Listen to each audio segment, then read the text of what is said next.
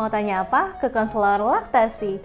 Hai, perkenalkan saya Dita Febrianti, internal expertise konselor menyusui dari Gebek Indonesia. Pada sesi kali ini aku bakal jawabin pertanyaan dari komentar yang ada di video sebelumnya tentang bagaimana sih cara naikin produksi ASI. Yang perlu moms ingat, sebenarnya ASI tidak perlu banyak ya, tetapi harus cukup untuk kebutuhan anak moms. Apalagi pastinya moms sering banget kan lihat konten di sosial media tentang ASI perah yang berkulkas-kulkas, akhirnya bikin moms jadi minder, insecure, dan juga tidak percaya diri. Dari semua itu, yang paling penting bayi moms cukup kebutuhan nutrisi hariannya.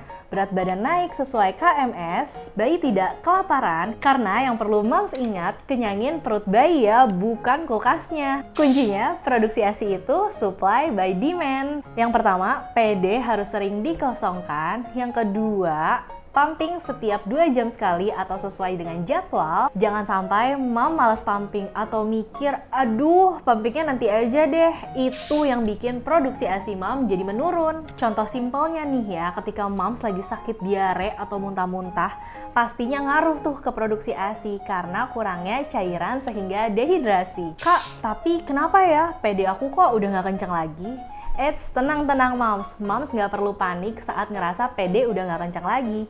Karena PD udah nggak kencang lagi bukan berarti moms udah nggak ada ASI-nya. Ingat ya, PD harus tetap distimulasi dengan cara disusui bayi sesering mungkin atau moms pumping setiap 2 jam sekali. Dengan begitu, produksi ASI moms akan terus berproduksi sehingga bisa meningkat. Intinya, moms harus rileks, bahagia, dan sering-sering kosongin PD. Lalu, kalau minum ASI booster, gimana kak? Mengkonsumsi ASI booster itu tidak wajib ya moms, karena dengan moms memakan makanan yang bergizi seimbang juga sudah cukup loh untuk kebutuhan kalori harian moms. Makan dengan gizi yang seimbang seperti adanya protein, karbohidrat, sayur, dan juga buah-buahan itu juga udah cukup untuk memenuhi kalori harian moms. Dan pada saat ini banyak juga orang tua yang sudah menyadari bahwa ASI adalah nutrisi terbaik yang akan diberikan untuk bayinya. Makanya iklan-iklan ASI booster itu udah mulai merajalela. Sehingga mindset orang tua biasanya udah mulai keikut dengan iklan-iklan yang beredar.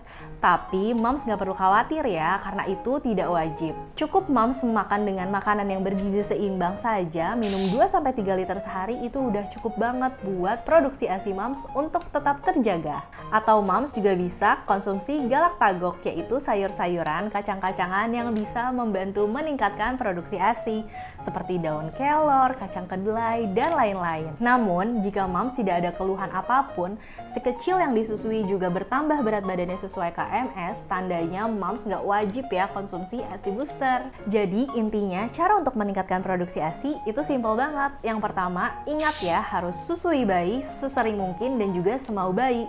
Yang kedua, jangan lupa untuk melakukan pengosongan payudara, apalagi mom apping, jangan sampai di skip. Yang ketiga, pelekatan pada saat di BF itu harus tepat loh moms, sehingga tidak menyebabkan lecet pada puting payudara. Yang keempat, pengosongan payudara sangat penting. Baik di BF maupun pumping, jangan lupa kosongin payudaranya ya moms. Yang kelima, minum air 2-3 liter per hari. Yang keenam, makan dengan makanan bergizi lengkap, ada karbohidrat, protein, sayur, dan juga buah. Yang ketujuh, periksa spare part breast pump yang harus diganti rutin ya moms, seperti valve, diafragma, dan lain-lain. Yang kedelapan, yang paling penting, moms harus rileks dan juga bahagia pada saat menyusui sehingga produksi ASI jadi lancar. Sekian tips dari aku tentang meningkatkan produksi ASI. Untuk next topik boleh komen di bawah ini ya moms. Jangan lupa like, komen, dan juga subscribe. See you!